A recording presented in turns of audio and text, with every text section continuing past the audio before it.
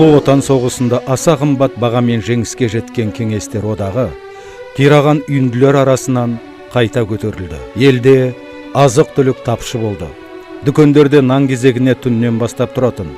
Үкімет тіпті соғыс кезінің өзінде сақталып келген мемлекеттік нан қорының қоймасын ашуға тура келді. Ел аштық алдында тұрды. Сондықтан мемлекет Канада, ақш, Австралия және Германия Федеративтік Республикасынан бидай сатып алуға мәжбүр болды. Бұған бірнеше ондаған жылдар бойы жинаған жұмсалмайтын алтын қорынан көптеген тонна алтын кетті. Хрущев бұл қадамды алтыннан ботқа пісіре алмайсың деп түсіндірді. Шетке шығарылған алтын жылына 200-500 миллион доллар немесе 500 тоннаға дейін жетті. Сондықтан да аяқ астынан тың және тыңайған жерлерді жырту, бидай сеу, астық алу шешімі пайда болды. Қажырлы еңбек, табанды шеберлік арқасында тың және тыңайған жерлерді игеру, астық жинауды арттыру, азық-түлікпен кеңінен тұтынатын өнімдерді молынан алу секілді жаңа істерді меңгеруде мол табысқа кенеліңдер. Бар жақсылықты тілеймін. Аттанғалы жатқан жаңа жолда, жаңа өңірде жетістіктерге жетіп, тастай батып, судай сіңіңдер. Дәл сол түні Мәскеудегі Қазан вокзалының перронынан шығысты бет алып алғашқы комсомол эшелоны аттанды.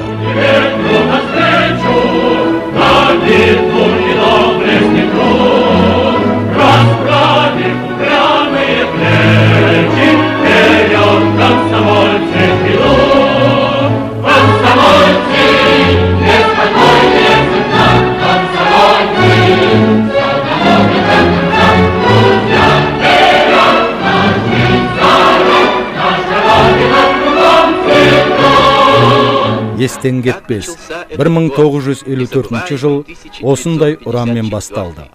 Ұлы да даңқты істер жылы. Украина комсомолдарының алғашқы эшелонын қостанайлықтар қарсы алды.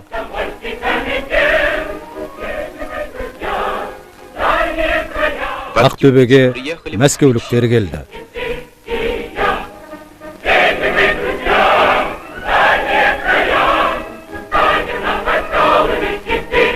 Есіл бойындағы тың жерлерге ленинградтықтар бет алды. 10 мыңдаған патриоттар партияның шақыртуымен Қазақстанға аттанды. Елдің түкпір-түкпірінен қуатты техникалар келіп жатты. 54 жылы Кеңестер одағының өкіметі Қазақстан, Еділ бойы, Орал, Алтайдың 13 миллион гектарға жуық тың жатқан жерін игеру арқылы дәнді дақылдар сеуіп, егістік алқаптарын ұлғайту және арттыру туралы шешім қабылдады. Осы 13 миллион гектардың 6,5 миллион гектары солтүстік Қазақстанның құнарлы жері болатын. Это были плодородные земли северного Казахстана. Қазақстанда сұрапыл аяз бет қарып, боран борап тұрса да, жас тың игерушілерді ескі достарындай жылы қарсы алып жатты. Әкесіндей қамқорлығына бөледі.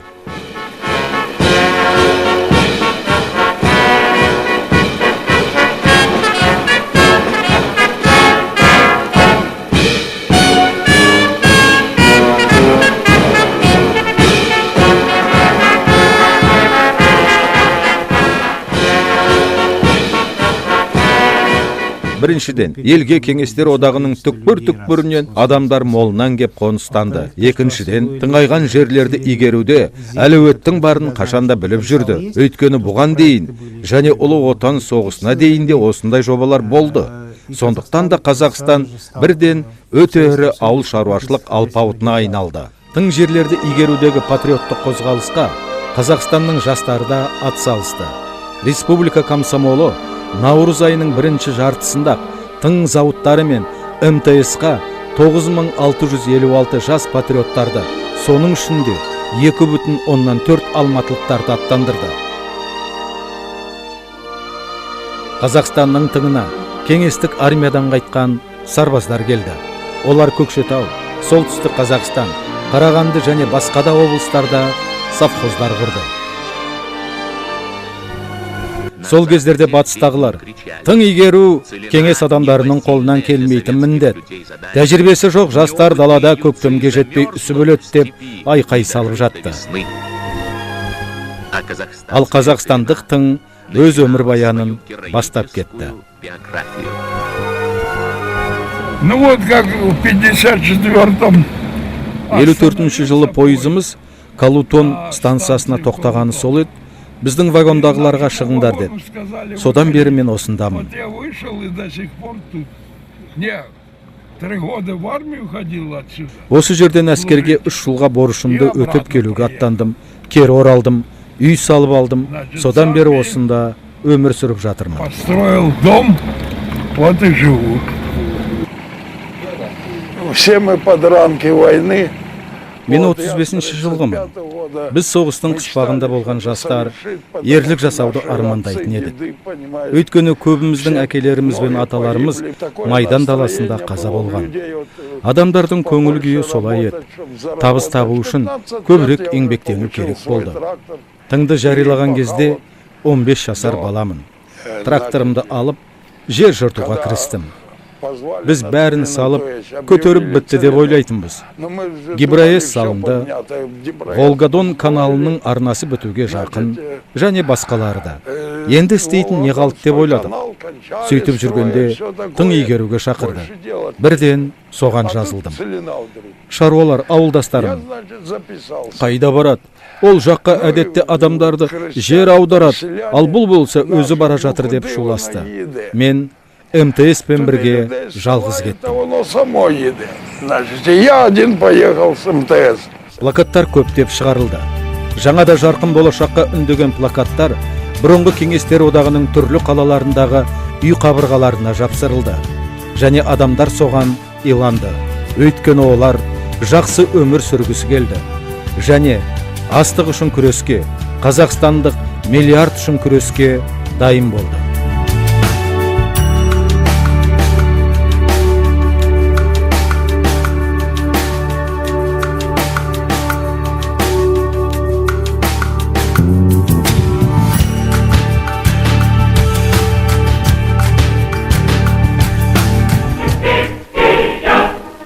Ұлы далада алғашқы шатырлар, ерекше көшелер, кенеп қалалар пайда болды.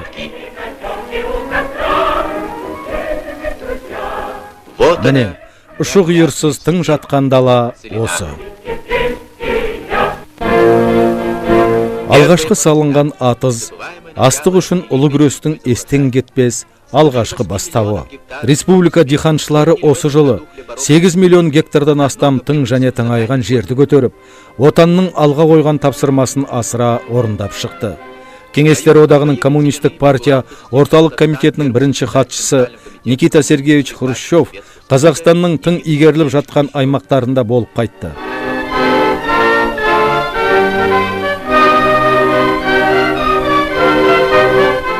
Жаңа кең шарлардағы совхоздар, алғашқы мекен жайлардың іргетасы қаланып жатты. Көктемде оның 90-нан астамы құрылды. Қазірде осы ірі астық фабрикаларының 250-ге жуығы салынып жатыр. Всем селом строили дом. Біреуге бүкіл ауыл болып, асарлатып үй салып беретінбіз. Сенбілік. Ол кезде бәлкім сенбілік деп атамайтын. Не деп атайтыны есімде жоқ. Алайда барлығы түгел жиналып, әркім қолынан келген көмегін аямайтын. Осындай тамаша жайлар есімнен кетпейді. Воспоминанием остается в памяти.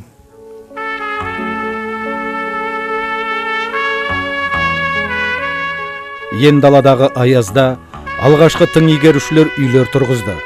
Қазір сол жастардың қиындықтар мен тұрмыс тауқыметін ескермей жұмыс істеуге, жаңа жерге қоныстануға деген құлшынысы таңғалдырарлық.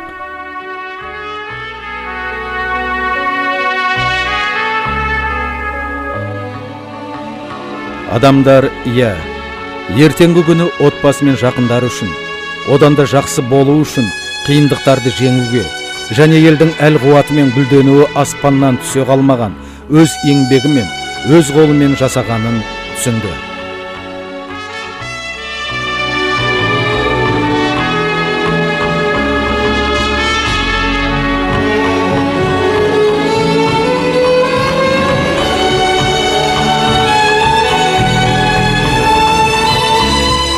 Тың игеру ісі келген еңбекшілер мен тың игерушілерге арналған елеулі жеңілдіктермен қуатталып отырды. Өндірістік жоспарды орындап шыққан совхоз қызметкерлеріне елеулі сыйақы, еңбек өтіліне қарай қосымша ақы алу мүмкіндігі пайда болды. Тың игерушілер мүлкімен қоса тегін жол жүрумен отағасына арналған 500-1000 рубль көлеміндегі және әрбір отбасы мүшесіне арналған 150-200 рубль көлеміндегі бір рет төленетін жәрдемақымен қамтамасыз етілді. Үй тұрғызу үшін 10 жылға берілетін 10.000 рубль көлеміндегі несиенің 35%-ын мемлекет өз мойнына алды. Ал мал сатып алу үшін 1500-2000 рубль көлемінде несие, азық-түлік судасы, 150 килограмм бидай немесе ұн, ауыл шаруашылық салығынан 2-5 жылға дейін босату секілді жеңілдіктермен қамтамасыз етілді. Осылайша 1954-1956 жылдары Қазақстандағы тыңды игеру үшін 20 миллиард рубль салынды.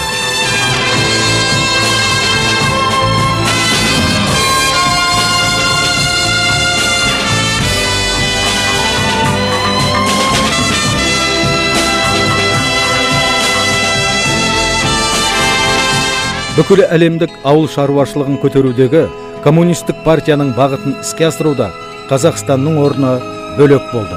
Мұнда тиімді пайдалануды қажет ететін орасан зор жер ресурстары бар еді. Алайда тың жерлердің негізгі бөлігі Қазақстанның шалғайда аз қоныстанған ауылдарында жатты. Оның үстіне тың шаруашылығын жасақтау үшін адам ресурстары жеткіліксіз еді. Сондықтан тыңдағы кадрларды қалыптастырудың қайнар көзі елдің басқа аудандарынан адамдар тарту.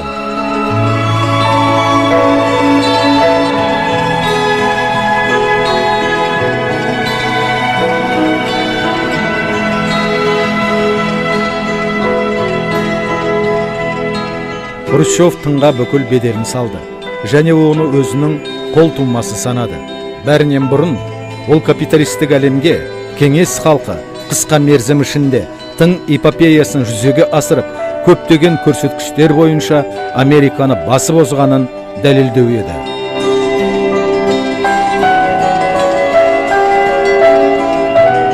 Вагончик каждый 12 человек. Әр вагонда 12 адамнан бір бүйірімізде жатып келдік. Дұрыс жолдарда болмады. Қаланың өзінде 54-ші жылға дейін тіпті шаршы метр асфальтта болған жоқ. Тек атпен жүретін соқпақтар ғана болды. Жаңа жолдар салуға тура келді. Алғашқы астыққа дейін жол салып үлгермедік. Жиын терім алдында бидайды тасу үшін ескі жолды текстеп шықтық. Қашықтықты қысқарту үшін жол бүкіл ауылдарға керек болды. Сол себепті біз айлар бойы үй бетін көрмедік.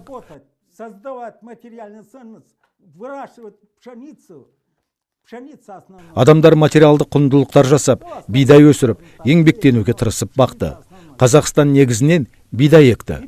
Басқа да дәнді дақылдарды аз септі.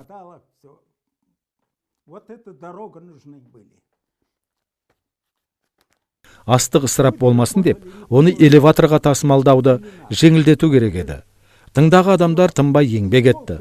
Астықты түсіру үшін элеваторға кезекке тұрып жатты. Тыңның алдыңғы шебінде тұңғыш тың игерушілермен бірге Леонид Ильич Брежнев те жүрді. Сол күндері оны егістіктен де, жаңа қоныстанушылардың шатырынан да, дала қосынан да көруге болатын еді. Нет никакого сомнения в том, что трудящиеся нашей республика еңбекшілерінің, Қазақстанның орталық комитеті және одақтық үкіметтің көмегімен, коммунистік партияның жетекшілігімен тығыз байланыста алға қойған міндеттерді адал орындап, еліміздегі коммунизм құрылысы ісіне елеулі үлес қосатынынан күмән жоқ. коммунизма в нашей стране.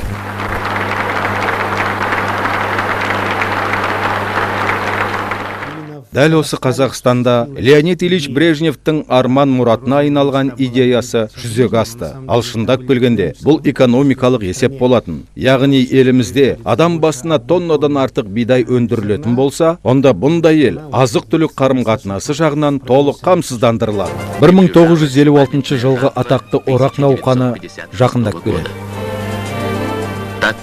Мұндай мол астықты, аста төк нанды қазақ жері бұрын соңды көрген емес. Осыншама мол астықты жинап алып, қамбаға апарып төгу үшін қаншама техника керек. Основной надо было зерна вывозить. Ең маңыздысы, бидайды шашпай төкпей жинап алып, тасымалдау болатын. Астық мол шықты. Мыңдаған гектар жерге егін себілді. Сондықтан да астық мол жиналды. Щербаков, Балян, олар ауыр салмақтыларды тасымалдады. Жолдарымыз бір машинада 100 тоннадай бидай тасымалдауға мүмкіндік береді. 100 тонн на одной машине.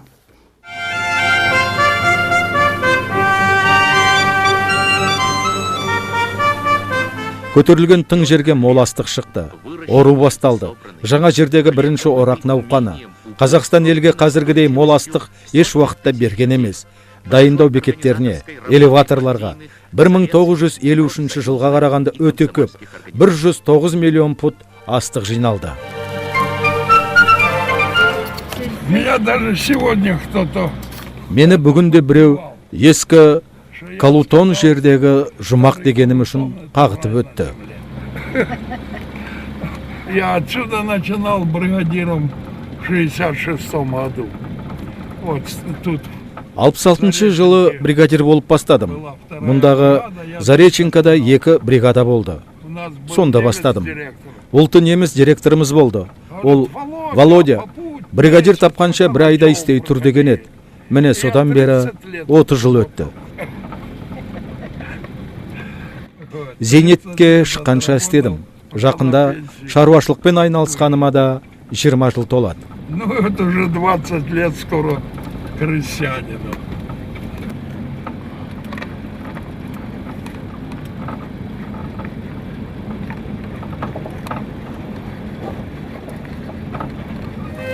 Республикамыздың тың көтерген аудандарына шетелдік дипломаттар мен журналистер келді. Өз көздеріне сенбей таң қалуда. Демек, тың дегеніміз насихат емес, ақиқат. Иә мырзалар, көтерілген жомарт қазақ тыңы, шындық және оған қарсы дауымыз жоқ. Тың және тыңайған жерлерді игерудегі табысы Қазақстанды елдің шығысындағы аса әрі астық аймағына айналдырған үшін Қазақ Кеңестік Социалистік Республикасы Ленин орденімен марапатталды. Осы жоғары награданы алып тұрып, біз тыңдағы атқарылған істер аса зор жұмыстың басы ғана екенін жақсы түсіндік. Жұлдызды 76 жыл берді. 76-м дали. Маған Луганскіде тұрған ағайым социалистік еңбек ері атағын алуымен құттықтаймын деп телефон шалды.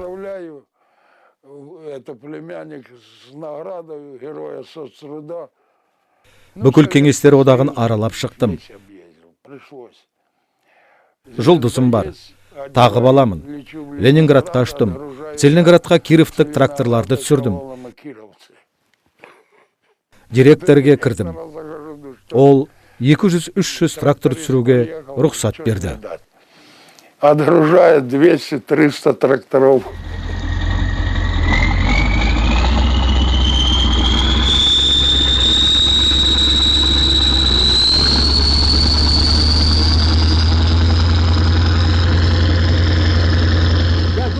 Трактор с креплем 20 лет проработал. Мен жер қазатын жабдығы бар шынжыр табан тракторда 20 жыл жұмыс істедім. Сосын ол жабдықты Кировтық тракторға қосып алып 10 жыл істедім. Соңынан автоскреперде 12 жыл жұмыс істедім. Бар болғаны осы. 12 лет проработал. Вот все. Но я героя... Еңбек ерін маған 7 жылдық үшін берді. Қазақстан кенепке ең мол астық салған ел. Дорога строимая, прибежит. Жолдар салып жатқанда адамдар совхозымызда жол салынама деп сұрап жатты. Барлық совхоздар бірігеді. Қорықпай бара беруге болады дедім. Қартайған ата-аналарына дейін көшіріп әкеліп жатты. Шынымды айтсам, ол кезде олай болатынын өзім де білген жоқпын. Говорит, отца мать, говорит, привезу. Она и старый, говорит. Тогда сильна когда. Бүгінде социалистік еңбек ері Картаузов адамдар осы жерде мүмкін емес нәрсені жасап, үйренгендерді еске түсіреді.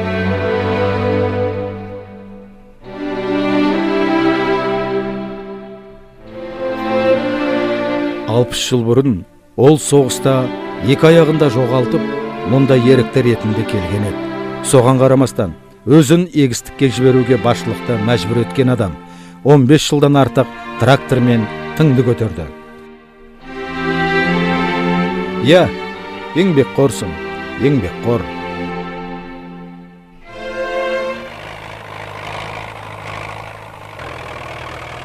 Бүгінде Леонид Михайлович өз өмірін осы егістіксіз, осы жұмыссыз елестете алмайды.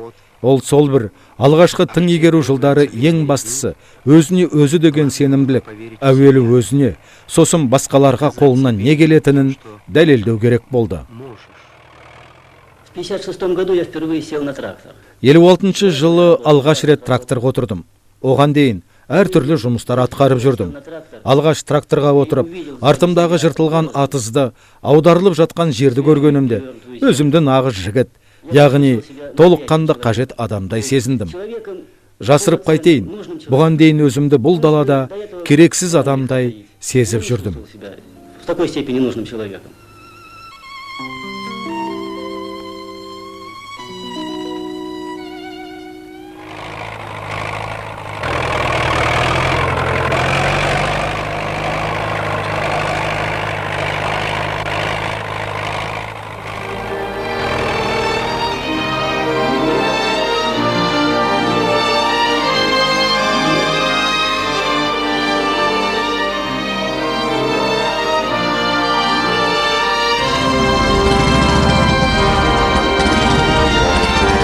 Техника ескірді.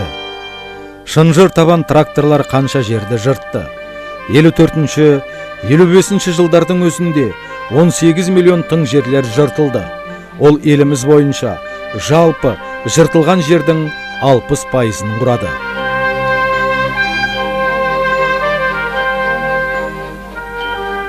Қысқа мерзімде Қазақ КСР қарапайым адамдардың жанкешті еңбегінің арқасында Кеңестер одағының ірі сарқылмас қорына айналды.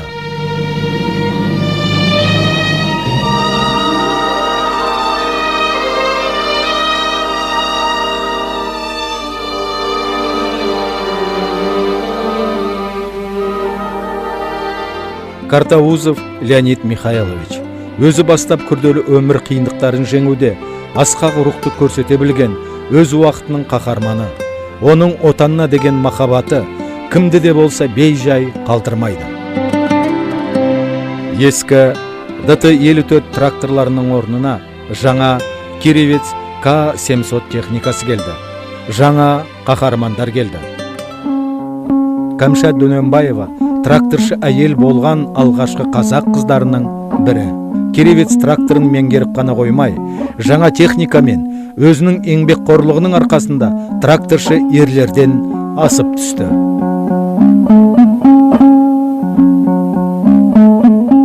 Камшат Дөненбаеваны үкімет социалистік еңбек ері атағымен марапаттады.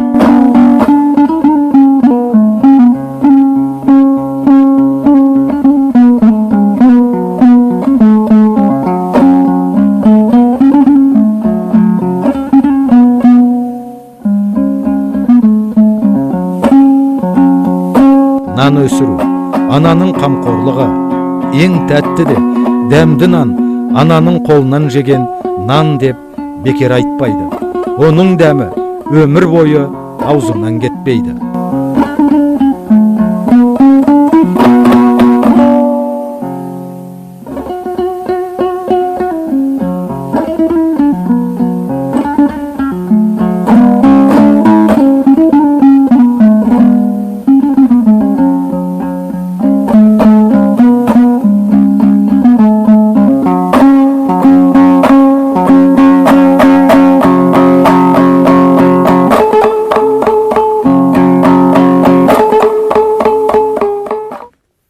некоторые за деньгами приехали. Кейбіреулер ақша табу үшін келсе, кейбірі осында тұру үшін келді. Я демобилизовался на Украину. Там Мен әскерден Украинада босап шықтым. вот Веру Васильевну. И так Сол жерде получилось, что Вера Васильевнаға үйлендім. Қайын-енем қызын маған бергісі келмеді. Қайдағы бір қазақстандық тың игеруші деді. Ондағылар детюк Вераны қазақша ұрлап қашты деп жатты. украл Верку, показал. Ол маған еріп осында келді. Она пошла за мной, приехали мы сюда. Балаларым осында оқыды. Бәрі орта мектепті аяқтады. Сосын дені ауыл шаруашылығында қалды. Қызым педагог. Менің тракторшыммен бірге Германияға кетіп қалды. 7-8 жыл болды сонда тұрып жатқанына. Қалғандары осында. Осында көшіп келгенімізде ағаштар аз еді. Қазір орман болды. Айнала орман көріп тұрғаныңыздай. Мына менің шеберханамның арты тұңған орман. Үй тұрғыз, ұл өсір, ағаш ек дегендей, мен бір емес, бүтін орманды отырғыздым. Алып орман. Отырғызамын, бірақ оны көрмеймін деп ойладым. 80-ші жылы отырғыздым. Ал қазір ол жерде 12-15 метрлік бәйтерек өсіп шықты. Бүтін джунгли дерсің. Міне, жанымыздағы. Поля растут. Целый джунгли вот рядом. Вот.